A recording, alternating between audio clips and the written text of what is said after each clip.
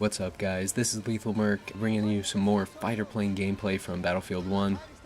I did make a fighter plane video last week, or the week before Christmas I believe, but I just wanted to kind of go over it a little bit more, go over the other variant besides the trench fighter. I know there's the dog fighter, which is the default that you start out with, but here as you can see I'm playing with the Bomber Hunter variant. Now the Bomber Hunter comes with two heavy machine guns as opposed to the light machine guns that you find on the dogfighter and on the trench fighter variant.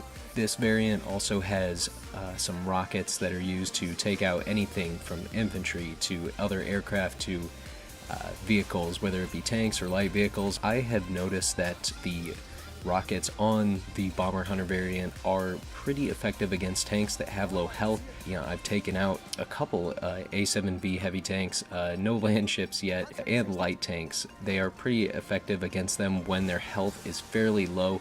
I think you can do up to maybe 15 damage, don't quote me on that, but they are pretty effective against light vehicles and infantry as long as you hit the targets pretty dead on. The splash damage on the rockets is not insanely high, so if you're looking to take out a group, make sure you single out one guy, and if he is adjacent to an enemy or to one of his teammates, you will be able to take him out. Also, another thing about the rockets, you do have to come in at sort of a steep angle when you are making an attack run, because the gravity system in this game does pull down those rockets. At least that's from my experience. The rockets do not have a super long range at all.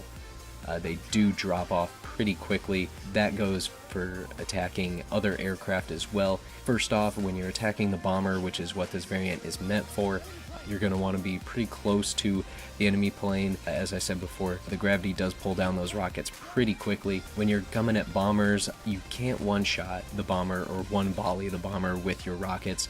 It'll take at least a couple, along with a long volley from your heavy machine guns. As far as the attack plane goes, you can pretty much disable the attack plane with your rockets and then finish them off with your heavy machine guns. Now the fighters, if you get on their tail, or even coming from anywhere really on the fighters, you're going to be able to take them out in one volley if you get all of the hits with those rockets. Since, as I went over in my last video, the fighter plane does not have a whole lot of armor at all. Another thing I've noticed about the planes in general, don't ever try to land them, but you can get road kills. You can hit people with the planes as long as just the wheels touch the ground. You're not going to take a bunch of damage.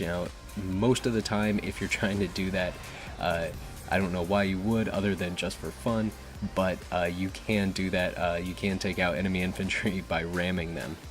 Now, as far as attacking the Zeppelin goes, the Bomber Hunter variant of the fighter plane is a lot more effective against the Zeppelin than the trench fighter and the dogfighter variant. Obviously, the rockets can take out the Zeppelin, and the heavy machine guns do quite a bit of damage to it.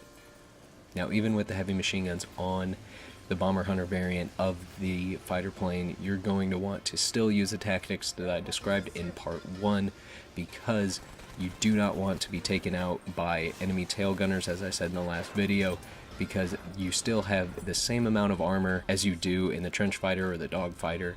None of that has changed. The trench fighter variant I think is great for operations and rush, if you ever do get a plane in rush, since you can, like I said before, kind of pick out alleyways that the infantry is going to be in. Now, I think that the Bomber Hunter variant is much better for conquest, because there's going to be a lot more planes flying around and you can't always pick out where the enemy infantry is going to be. And once you have air supremacy, you'll be able to attack those ground targets with your rockets.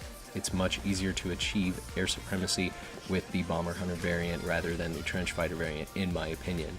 That is it for this video. If you haven't yet, make sure to like, comment, and subscribe. It encourages me to keep making these videos, and have a great one.